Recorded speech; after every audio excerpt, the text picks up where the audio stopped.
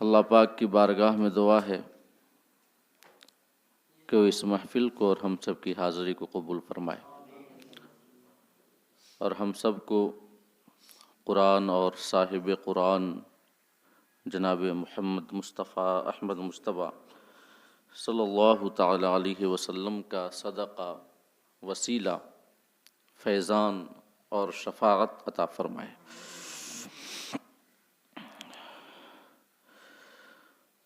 تسلسل کے ساتھ سورہ کہف کے حوالے سے ہماری گفتگو جاری ہے اور اس سورت کی جو کہ قرآن مجید کی 18ویں سورہ مبارکہ ہے، 44 آیات کریمہ کے حوالے سے ہم آپ کے سامنے گفتگو کر چکے ہیں۔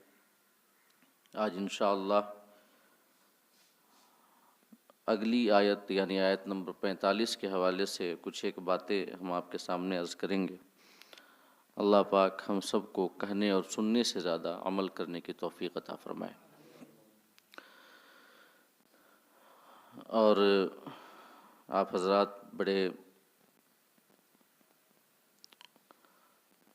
خوش نصیب ہیں کہ موسم کی شدت کے باوجود اللہ اس کے رسول کے ذکر میں حاضر ہیں، اور یہ مذہب اسلام کا اصول ہے کہ الاجر کا قدر المحن، یعنی اگر کسی کام کو کرنے میں زیادہ محنت لگتی ہے، زیادہ ظاہری رکاوٹیں ہونے کے باوجود اگر ہم کوئی نیک کام کرتے ہیں تو اللہ پاک اس کا اجر بھی اتنا ہی بڑھا کے دیتا ہے۔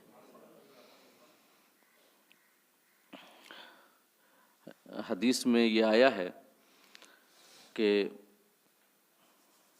ٹھنڈ کی کثرت کے باوجود اگر کوئی اچھے طریقے سے وضو کر کے نماز ادا کرتا ہے تو اللہ رب العزت اس کی اجر کو اور بڑھا کر کے اسے عطا کرتا ہے۔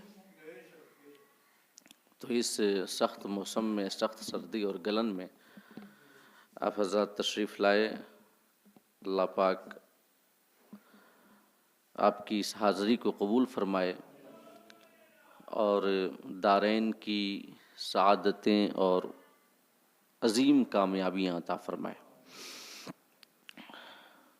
سورہ کہف کی جو آیت نمبر 45 ہے، اس میں بھی اللہ رب العزت نے اپنے حبیب سے یہ ارشاد فرمایا کہ کافروں کے سامنے ایک مثال بیان کیجیے۔ پچھلی جو آیات گزری ہیں ان میں بھی ایک مثال بیان کرنے کا حکم دیا اللہ پاک نے، اور دو بھائیوں کی مثال ایک تفسیر کے مطابق، اور ایک تفسیر کے مطابق دو شخصوں کی مثال، ایک مالدار اپنے مال پر گھمنڈ کرنے والا، اور دوسرا مومن صبر کرنے والا اور عاجزی اور انکساری کرنے والا۔ ان دونوں شخصوں کی مثال آپ سماعت کر چکے۔ اب اللہ پاک دنیاوی زندگی کی مثال بیان کر رہا ہے۔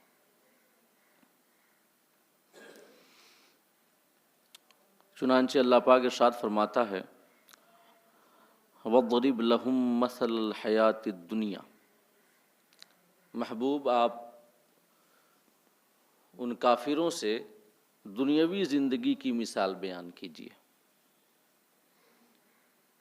وہ کافر جنہوں نے اپنے تکبر اور غرور کی وجہ سے فقرائے مسلمین کی مجلس میں بیٹھنا اپنے لیے باعث توہین سمجھا تھا،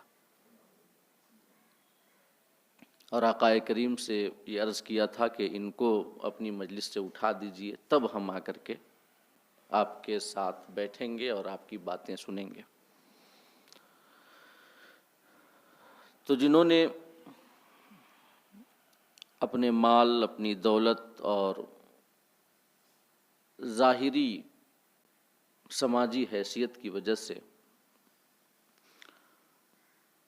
فقراء کے ساتھ بیٹھنا اپنے لیے توہین سمجھا، اللہ پاک فرماتا ہے کہ محبوب ان سے ایک اور مثال بیان کیجیے، اور وہ مثال دنیاوی زندگی کی مثال ہے کہ دنیاوی زندگی کیسی ہے۔ اللہ پاک کا ارشاد ہے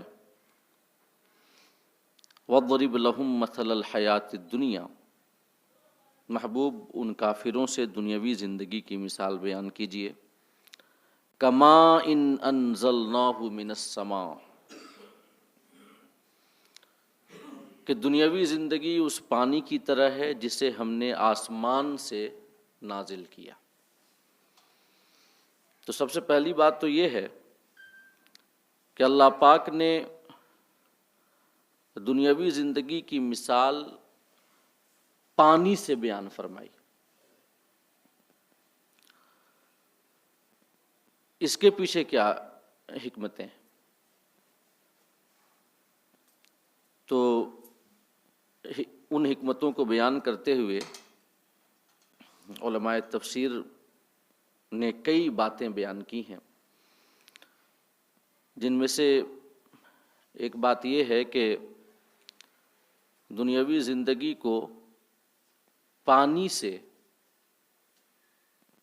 تشبیہ دے کر کے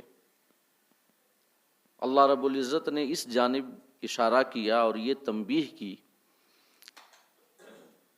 کہ پانی جیسے ایک کیفیت اور ایک حالت پر برقرار نہیں رہتا، ویسے ہی دنیا بھی ایک حالت اور ایک کیفیت پر برقرار نہیں رہتی۔ پانی کی اپنی کوئی شکل نہیں ہوتی، وہ چاہے آپ جس برتن میں رکھ دیں اسی برتن کے مطابق اس کی جو شکل ہے بن جاتی ہے، ایک حالت پر بھی برقرار نہیں رہتی۔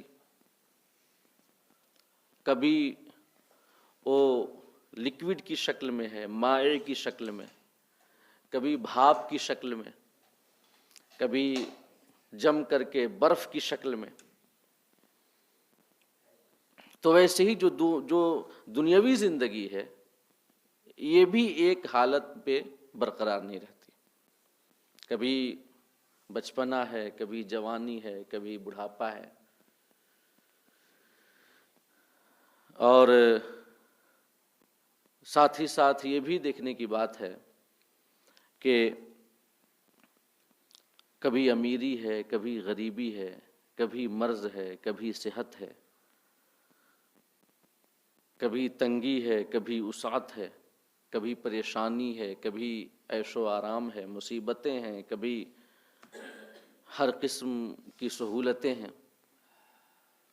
تو جیسے پانی ایک حالت پہ نہیں رہتا، ویسے دنیاوی زندگی بھی ایک حالت پر نہیں رہتی۔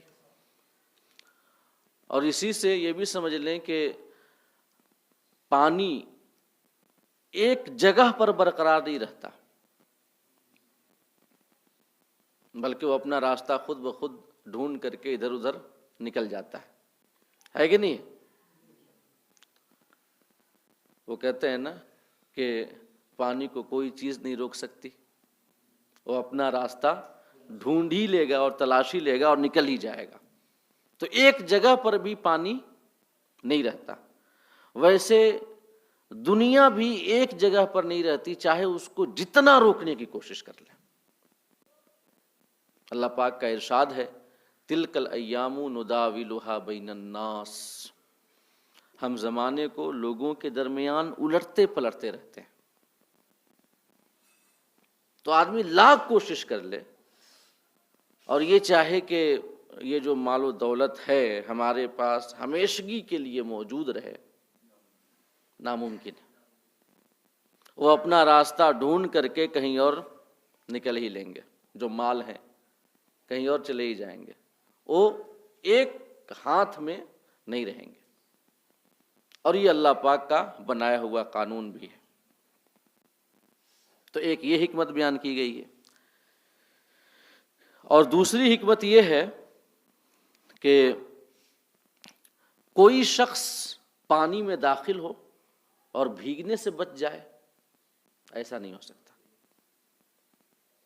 کوئی شخص پانی میں جانے کے بعد بھی بھیگنے سے بچ جائے، سوکھا ہوا جیسے گیا تھا ویسے ہی نکل آئے، یہ ممکن ہے؟ نہیں ہے۔ ویسے ہی دنیا بھی، دنیاوی مال و دولت کی لالچ بھی ایک ایسی چیز ہے کہ جو شخص اس سے دل لگائے تو وہ اس کی آفتوں سے نہیں بچ سکتا۔ یہ حالانکہ پانی میں داخل ہو کر کے اور بھیگنا یہ بالکل ضروری ہے، کوئی شخص نہیں نکل سکتا بغیر بھیگے ہوئے، اور یہاں پر وہ شدت موجود نہیں ہے، اس قسم کی شدت کہ ہو سکتا ہے کہ انسان دنیاوی مال و دولت ہو بھی اور اس کی آفتوں سے بچ بھی جائے، اللہ رب العزت جسے بچا لے، لیکن پھر بھی امکان بہت زیادہ ہے کہ نہیں ہے؟ بہت زیادہ امکان ہے کہ دنیاوی مال، اور اگر جی لگائیں نا، اگر جی لگائیں، اس کی لالچ دل میں رکھیں، اس کا حرص رکھیں، تب تو آفتوں سے بالکل نہیں بچ سکتے۔ اور اگر اللہ پاک رحم فرمائے، مال ہو لیکن مال کی محبت نہ ہو، دولت ہو لیکن دولت کی لالچ اور دولت کا حرص نہ ہو، تو پھر اللہ رب العزت بچاتا ہے، لیکن یہ ایسا کم ہوتا ہے۔ اکثر ایسا ہوتا ہے کہ جب مال و دولت آئے تو جو اس کی آفتیں ہیں مال کی، وہ سب ایک دہیز کی شکل میں آ جاتی ہیں، لیکن اللہ پاک جسے بچانا چاہے، یہ کتنے اللہ کے بندے ہیں، صحابہ کرام میں کتنے امیر اور صاحب ثروت افراد تھے۔ حضرت عبد الرحمن بن عوف رضی اللہ تعالیٰ، جن کو اللہ کا تاجر کہا جاتا تھا، اور ان کے پاس اتنا سونا تھا کہ جب ان کا انتقال ہوا نا تو ڈھیر سارا سونا ان کے وارثوں میں تقسیم کیا گیا، اور درہم و دینار کی تو آپ بات ہی نہ کیجیے، جانور اونٹ اور بکریاں وغیرہ کی بات ہی نہ کیجیے، باغات کی بات ہی نہ کیجیے، اللہ کے تاجر تھے وہ، ان کا لقب ہی ہے اللہ کا تاجر۔ حضرت عثمان غنی رضی اللہ تعالیٰ عنہ، اللہ پاک نے نوازا تھا مال و دولت سے، لیکن ساتھ میں سخاوت اتنی کہ جب غزوہ تبوک کے موقع پہ آقا کریم صلی اللہ علیہ وسلم نے اشارہ کیا کہ لاؤ لشکر اسلام کی تنظیم و ترتیب کے لیے، لشکر اسلام کے اخراجات کے لیے اللہ کی راہ میں خرچ کرو، تو حضرت عثمان غنی رضی اللہ تعالی عنہ نے ایک روایت کے مطابق 10,000 دینار سونے کے سکے اور 3,000 اونٹ سواری کے لیے، اور ساتھ ہی ساتھ گھوڑے آقا کریم صلی اللہ علیہ وسلم کی بارگاہ میں پیش کیے۔ آقا کریم ان سکوں کو اچھالتے تھے، آقا کی بارگاہ میں جو سکے حضرت عثمان غنی نے پیش کیے تھے ان سکوں کو اچھالتے تھے، اور ارشاد فرماتے جاتے تھے کہ آج کے بعد عثمان چاہے جو بھی کرے اس کا کوئی نقصان نہیں ہوگا، چاہے وہ جو بھی کرے۔ تو اللہ رب العزت جسے چاہے مال کی آفتوں سے بچا لے، لیکن حضرت عثمان غنی نے اتنا آقا کریم کی بارگاہ میں پیش کیا، مگر جو مقام حضرت ابو بکر کا ہے وہ کسی کا نہیں ہے، اپنا سب کچھ لا کر آقا کی بارگاہ میں پیش کر دیا۔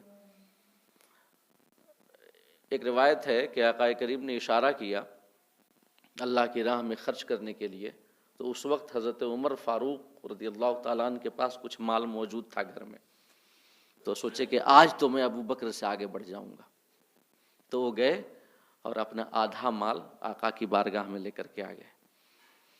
تو آقا کریم نے پوچھا کہ یا عمر ما ابقیت لأہلک، اپنے گھر والوں کے لیے کیا چھوڑ کر آئے ہو؟ تو انہوں نے عرض کیا رسول اللہ مثلہ، یعنی اتنا ہی اپنے گھر والوں کے لیے میں نے چھوڑا ہے، آدھا آپ کی بارگاہ میں لے آیا ہوں، آدھا گھر میں رکھا ہوں۔ اتنے میں حضرت ابو بکر رضی اللہ تعالیٰ عنہ کچھ لے کر کے آقا کی بارگاہ میں حاضر ہوئے، تو ان کے پاس جو لے کر کے آئے وہ اتنا نہیں تھا، جو حضرت عمر لے کر آئے تھے اتنا تو نہیں تھا، کم ہی تھا۔ آقا کی بارگاہ میں پیش کیا۔ آقا نے پوچھا یا ابا بکرن ما ابقیت لأہلک، اے ابو بکر گھر والوں کے لیے کیا چھوڑ کر آئے ہو؟ تو انہوں نے عرض کیا ابقیت اللہ و رسولہ، یا رسول اللہ میں نے گھر والوں کے لیے اللہ اس کے رسول کو چھوڑا ہے۔ تو حضرت عمر نے دل میں سوچا کہ میں چاہے لاکھ کوشش کر لوں کبھی ابو بکر سے آگے نہیں بڑھ سکتا۔ تو خلوص اور وہ نیت، مطلب جتنا تھا سب، ایک شخص ہے جس کے پاس 100 ہی روپے ہیں اور اس کے پاس کچھ نہیں ہے، اللہ کی راہ میں اسے خرچ کر دیا۔ ایک شخص ہے جس کے پاس لاکھوں روپے ہے اور لاکھوں میں سے 10,000 پیش کر دیا، 50,000 بھی پیش کر دیا، تو پھر بھی جو اجر اس 100 روپے والے کو ملے گا نا، وہ اجر، اس درجے کا اجر اسے نہیں ملے گا، کیونکہ اس نے اپنا سب کچھ اللہ کی راہ میں دے دیا۔ تو مال کی آفتیں تو ہیں، لیکن اللہ رب العزت جسے چاہتا ہے ان آفتوں سے بچاتا بھی ہے۔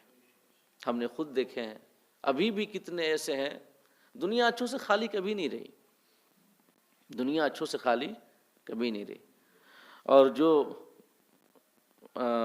واعظین و مقررین دنیا دا مطلب صاحبان ثروت کو قسم قسم کی باتیں کرتے رہتے ہیں، تو وہ در حقیقت سمجھتے نہیں ہیں، کیونکہ اگر صاحبان ثروت نہ رہیں تو دین کا کام کیسے ہو؟ ذرا سوچئے نا، زکوٰۃ اور حج 2 چیزیں فرض صاحبان ثروت ہی پر ہیں۔ زکوٰۃ مال کے نصاب پر فرض ہے، حج استطاعت رکھنے والوں پر فرض ہے۔ تو مال و دولت کی آفتیں ہیں، لیکن ساتھ ہی ساتھ اگر مال ہو اور اسے اللہ کی راہ میں خرچ کرنے کی توفیق ملے تو یہ اللہ رب العزت کی بہت بڑی نعمت ہے۔ حضور حافظ ملت علیہ رحمت و رضوان ارشاد فرمایا کرتے تھے کہ مال اللہ رب العزت کی نعمت ہے، لیکن اسے اللہ کی راہ میں خرچ کرنے کی توفیق ملنا اس سے بھی بڑی نعمت ہے۔ تو پانی سے مثال دی دنیاوی زندگی کی، اور دنیاوی زندگی سے مراد وہی مال و دولت ہے۔ تو اس مثال کے پیچھے ایک حکمت یہ بھی علماء نے بیان کی کہ جیسے شخص پانی میں جائے اور بغیر بھیگے ہوئے واپس آ جائے، ایسا نہیں ہو سکتا، ویسے ہی کسی کے پاس مال ہو اور وہ اس مال سے اپنا جی لگا لے، حرص پیدا ہو جائے، لالچ پیدا ہو جائے، تکبر اور گھمنڈ پیدا ہو جائے، تو وہ مال کی آفتوں میں مبتلا ہو چکا ہے۔ الا ماشاء اللہ، اللہ جسے چاہے بچا لے۔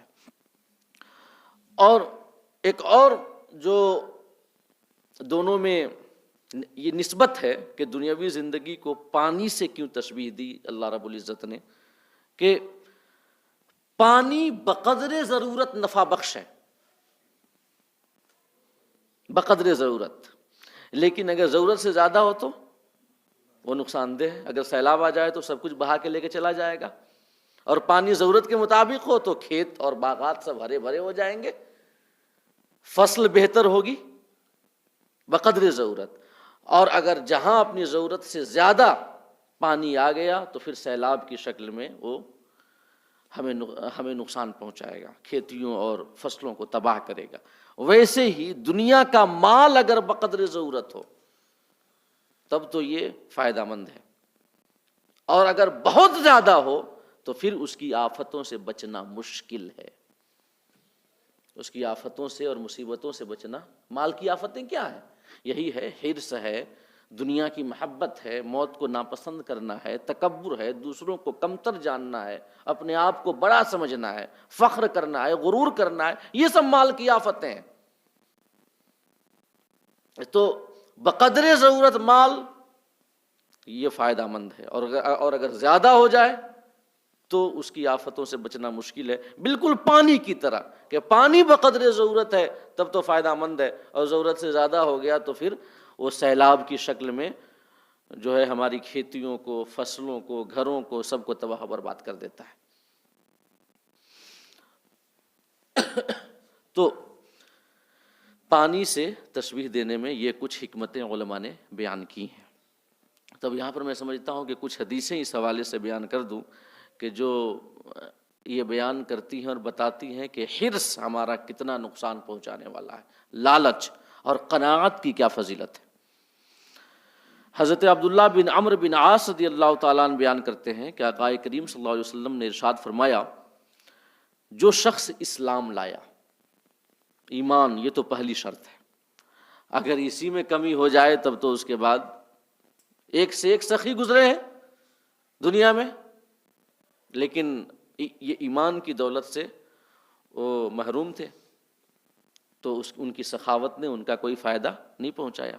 حاتم طائی کتنا بڑا سخی تھا، اور واقعتاً گزرا ہے، کوئی افسانوی کردار نہیں ہے، وہ واقعتاً گزرا ہے حاتم طائی، تو وہ بہت بڑا سخی تھا لیکن ایمان کی دولت سے محروم تھا، تو اس کی سخاوت نے یہاں فائدہ دیا کہ بچے بچے کی زبان پر اس کا نام موجود ہے، حاتم طائی، سب اس کی سخاوت کو جانتے ہیں، لیکن آخرت میں کوئی فائدہ نہیں ہونے والا۔ آخرت کے تمام فائدوں کی جو بنیاد ہے نا، وہ ایمان پر ہے۔ ایمان ہے تو نیکیاں فائدہ پہنچائیں گی، اور اگر ایمان نہیں ہے تو تمام نیکیاں برباد ہو جائیں گی۔ ایک آیت کریمہ میں اللہ رب العزت نے جن کا عقیدہ بہتر نہ ہو، جن کے پاس ایمان کی دولت نہ ہو، لیکن وہ نیکیاں لے کر کے جائیں، تو ان کے لیے اللہ پاک نے حبأ منشورا کا لفظ استعمال کیا ہے۔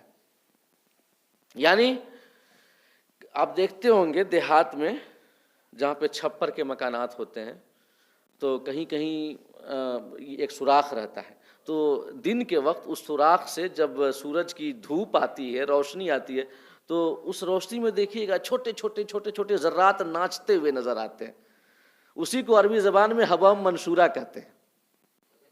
حبأ منشورا آپ نے دیکھا ہوگا، ہاں وہ آپ یہاں بھی دیکھ سکتے ہیں، کوئی دیہاتی میں دیکھنا ضروری نہیں ہے۔ تو اللہ رب العزت نے فرمایا ہے کہ جو لوگ بغیر ایمان کے اعمال صالحہ لے کر کے آئیں تو ہم قیامت کے روز ان کی نیکیوں کو انہی چھوٹے ہوئے ذرات کی طرح کر دیں گے جو کہ سوراخ کی دھوپ میں چھوٹے چھوٹے ناچتے ہوئے ذرات نظر آتے ہیں، انہی ذرات کی طرح کر دیں گے، حبأ منشورا کر دیں گے۔ تو اسلام اور ایمان شرط اول ہے۔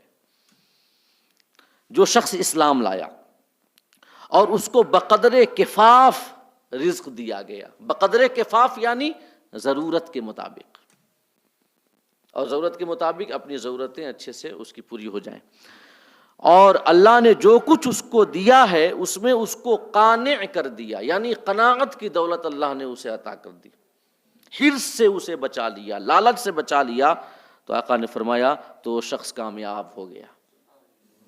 یہ صحیح مسلم کی حدیث صحیح ہے، آقا فرماتے ہیں اسلام اور بقدر کفاف رزق ملا، اور اس رزق پر وہ قانع رہا تو دنیا اور آخرت میں کامیابی حاصل کر لے گا آقا کے فرمان کے مطابق۔ اور ایک اور حدیث میں ہے، حضرت ابو ہریرہ رضی اللہ تعالیٰ عنہ بیان کرتے ہیں کہ آقا کریم صلی اللہ علیہ وسلم نے دعا کی رب کی بارگاہ میں کہ اے اللہ محمد کا رزق قوت کر دے۔ قوت لمبی والی تھا، ایک تو تائے مدورہ ہے گول والی، تو اس کو قوت پڑھا جاتا ہے طاقت کے معنی میں، اور جو لمبی والی تا ہوتی ہے نا تو اس کو قوت پڑھتے ہیں۔ آقا کریم نے دعا فرمائی رب کی بارگاہ میں کہ مولا میرے رزق کو قوت کر دے۔ کیا مطلب؟ بقدر قوت یا رزق کو قوت کرنا، اس سے مراد یہ ہے کہ ہمیں اتنا رزق دے کہ ہماری ضروریات کے لیے وہ کافی ہو، اتنا رزق عطا فرمائی۔ یا آقائے دو جہاں صلی اللہ علیہ وسلم نے رب کی بارگاہ میں دعا فرمائی، اس سے زیادہ کی حاجت نہیں ہے، ورنہ ہمارے آقا کی تو وہ شان ہے کہ اگر وہ چاہتے تو زمین اپنے خزانوں کو نکال کر کے آپ کے قدموں میں رکھ دیتی، وہ چلتے تو ساتھ میں آپ کے یہ سونے چاندی کے پہاڑ چلتے۔ حضرت جبریل نے عرض کیا ہے رسول اللہ، اللہ پاک فرماتا ہے کہ آپ رسول اور غلام بن کر رہیں گے کہ رسول اور راجہ بن کر رہیں گے، رسول اور بادشاہ؟ تو انہوں نے عرض کیا کہ میں رسول اور غلام بن کر کے رہنا چاہتا ہوں. آپ نے فقر کو پسند کیا. آپ کا فقر جو تھا اضطراری نہیں تھا بلکہ اختیاری تھا. حضرت حسن مجتبی رضی اللہ تعالیٰ عنہ کا ایک واقعہ ہمیں یاد آتا ہے. حضرت حسن اسلام کے 5ویں خلیفہ راشد، 5ویں خلیفہ راشد، اس لیے کہ یہ انہی کا 6 مہینہ جوڑنے کے بعد 30 سال پورا ہوتا ہے. آقا کریم نے فرمایا کہ میرے بعد جو خلافت حقہ راشدہ ہوگی وہ 30 سال ہوگی. اور وہ 30 سال کب پورے ہوتے ہیں؟ جب حضرت حسن رضی اللہ تعالیٰ عنہ کا 6 مہینہ ہم شمار کر لیں. تو ایک بار ان کے گھر میں ایسا ہوا کہ فاقے پہ فاقے پڑ رہے تھے، کوئی چیز کھانے کے لیے مہیا نہیں تھی. تو ایسا اس آپ کے گھر کی جو نوکرانی تھی اس کے پاس ایک سونے کی ڈلی تھی، یہ سونے کا چھوٹا سا ٹکڑا. تو اس نے لا کر حضرت حسن مجتبی رضی اللہ تعالیٰ عنہ کی بارگاہ میں پیش کیا. اور اس باندی نے عرض کیا کہ میں دیکھتی ہوں کہ اہل بیت رسول کئی دنوں سے بھوکا ہے، گھر میں چولہا نہیں جلا، تو آپ اسے لے لیں اور اپنے گھر کی ضروریات میں اسے آپ کام میں لائیں. تو حضرت حسن مجتبی رضی اللہ تعالیٰ عنہ نے جب وہ دیکھا تو روایتوں میں آتا ہے کہ آپ نے فرش پر اپنے پاؤں کو مارا، اور پاؤں مارنے کی دیر تھی کہ گھر کے جتنے ساز و سامان تھے، فرش، چھت، در و دیوار اور سامان، سب کے سب سونے کے بن گئے. اور انہوں نے ارشاد فرمایا کہ تو کیا سمجھتی ہے کہ ہم غریب ہیں، ہم فقیر ہیں، ہمارے پاس کچھ نہیں ہے؟ ہم چاہیں تو سونے کے پہاڑ ہمارے ساتھ چلیں، ہمارے پاس کیا کمی ہے؟ مگر حقیقت یہ ہے کہ ہمارے نانا جان نے فقر کو پسند کیا تھا، ہم بھی فقر کو پسند کرتے ہیں. تو ان نفوس قدسیہ کا جو فقر تھا وہ اختیاری تھا. انہوں نے منتخب کیا تھا کہ مولا مجھے فقر کی دولت عطا فرما. اور یہ فقر اللہ ہے کہ انہیں کسی کی حاجت نہیں، یہاں تک کہ دنیاوی ظاہری اسباب کی بھی حاجت نہیں. اگر حاجت ہے تو فقط رب کی حاجت ہے، اور یہ بہت بڑا مقام ہے. غوث اعظم فرماتے ہیں کہ میں تمام شکر کے، توکل کے، قرب کے دروازوں پہ گیا، وہاں بڑی بھیڑ دیکھی، لیکن فقر کے دروازے پہ گیا تو وہ بھیڑ بالکل وہاں پہ کچھ بھی نہیں تھی، وہ دروازہ بالکل خالی تھا. غوث اعظم فرماتے ہیں کہ جب میں مجاہدات کے راستے طے کر رہا تھا، مجاہدات اور مکاشفات کی منزلیں طے کر رہا تھا، تو میں بہت سارے دروازوں پہ گیا، شکر کے دروازوں پہ گیا، صبر کے دروازوں پہ گیا، توکل کے دروازے پہ گیا، قربت کے دروازے پہ گیا، تسلیم کے دروازے پر گیا. یہ سب مقامات ہیں، لیکن وہاں پر بڑی بھیڑ دیکھی. یہاں تک کہ فقر کے دروازے پہ پہنچا تو وہاں پر بھیڑ نہیں تھی، کوئی نہیں تھا، کیونکہ یہ بڑا مشکل کام ہے. تو میں اندر داخل ہو گیا، اور جب میں اندر داخل ہوا تو جیسے جیسے اندر جاتا تھا ویسے ویسے دین و دنیا کی دولتیں مجھے ملتی جاتی تھیں. کیونکہ رب کی محتاجی میں تمام چیزیں، اگر رب کا محتاج ہم بن جائیں، وہ کیا ہے کہ رب کا بن جائیں تو سب مل جاتا ہے. سب کے پیچھے بھاگیں گے تو وہ سب ہم سے بھاگتے رہیں گے. یہ دنیا کی ریت اور دنیا کا اصول ہے. رب کے پیچھے بھاگیں تو سب پیچھے پیچھے بھاگتے ہیں. تو حضرت حسن مجتبی رضی اللہ تعالیٰ نے ارشاد فرمایا کہ ہمارا فقر اضطراری نہیں ہے بلکہ اختیاری ہے، ہم نے اسے پسند کیا ہے کیونکہ ہمارے نانا جان کو یہ پسند تھا. تو یہ کچھ حکمتیں تھیں پانی سے دنیاوی زندگی کو تشبیہ دینے کے پیچھے. اللہ پاک فرماتا ہے وَضْرِبْ لَهُمْ مَثَلَ الْحَيَاةِ الدُّنْيَا كَمَاءٍ أَنزَلْنَاهُ مِنَ السَّمَاءِ فَاخْتَلَطَ بِهِ نَبَاتُ الْأَرْضِ فَأَصْبَحَ حَشِيمًا تَذْرُوهُ الرِّيَاحُ وَكَانَ اللَّهُ عَلَى كُلِّ شَيْءٍ مُقْتَدِرًا. کہ محبوب ان کے سامنے جو فخر کرتے ہیں اس دنیاوی مال و دولت پر اور فقراء مسلمین کے ساتھ بیٹھنا اپنے لیے ہتک سمجھتے ہیں، اپنے لیے کسر شان سمجھتے ہیں، انہیں کہہ دیجئے کہ دنیاوی زندگی پانی کی طرح ہے، یہ مال و دولت پانی کی طرح ہے، آج ہے کل نہیں ہے. اور ان دولتوں نے انہیں آلودہ کر دیا ہے حرص سے، تکبر سے، گھمنڈ سے. انہیں کہیں کہ اس پانی کی طرح ہے یہ مال و دولت کہ جسے ہم نے آسمان سے اتارا، ہم نے آسمان سے اتارا، مطلب ہم نے دیا ہے، اشارہ اس بات کی جانب بھی ہے کہ ہم نے دیا ہے۔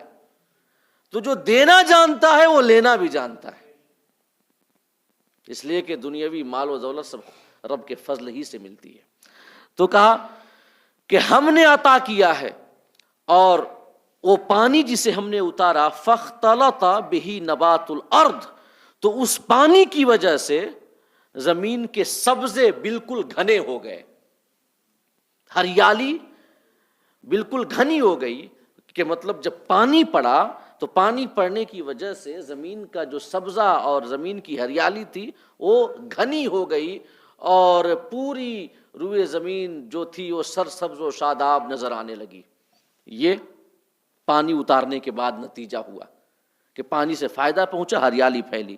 لیکن دنیاوی زندگی ایسی ہے کہ جیسے وہ ہریالی ہمیشہ نہیں رہتی، ویسے دنیاوی زندگی بھی ہمیشہ نہیں رہتی۔ جب پانی اتارا تب تو سبزہ پھیل گیا، شادابی نظر آنے لگی، ہریالی نظر آنے لگی، لیکن پھر کیا ہوا؟ فَأَصْبَحَ حَشِيمًا تَذْرُوهُ الرِّيَاحُ، پھر وہ بالکل چورا چورا ہو گیا جسے ہوائیں اڑاتے پھریں۔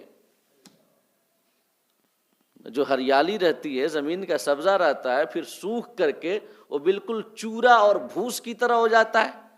حشیمن مطلب جو بالکل باریک ہو جائے، ٹوٹ ٹوٹ کر کے ایک دم چورا چورا ہو جائے، اسے عربی زبان میں حشیمہ کہتے ہیں، حشیمہ۔ اسی سے نکلا ہے ہاشم۔ ایک بات یاد آ گئی، سنیے، اسی سے نکلا ہے ہاشم۔ آقا کریم صلی اللہ علیہ وسلم کے جد امجد ہیں حضرت ہاشم رضی اللہ تعالیٰ عنہ۔ ان کا نام ہاشم نہیں تھا، ان کا نام ہاشم کیسے پڑا پتہ ہے؟ ہاشم حشم سے بنا ہے، اسی سے حشیمہ بنا ہے، اور اسی سے ہاشم بھی بنا حشم سے، اس کا معنی ہوتا ہے چورا چورا ہو جانا۔